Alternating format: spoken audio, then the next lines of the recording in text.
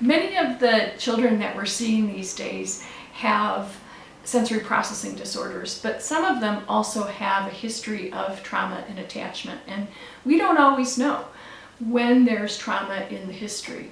So we really explore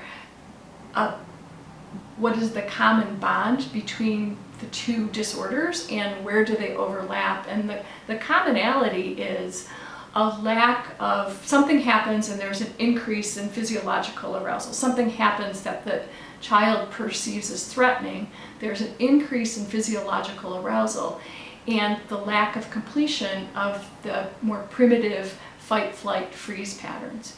And so in treatment, we need to explore not only sensory processing, but also body-oriented approaches and understand how fight, flight, and freeze are held in the body, and work with techniques to be able to help kids move those responses or complete those responses. And in doing both those things, we're seeing treatment move forward at a much quicker rate.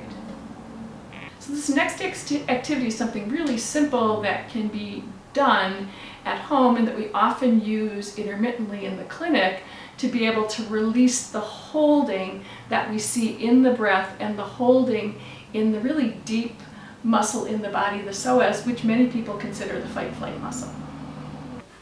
Squeeze the ball and blow out.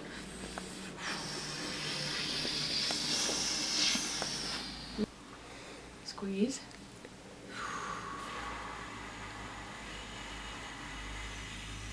Okay. Squeeze.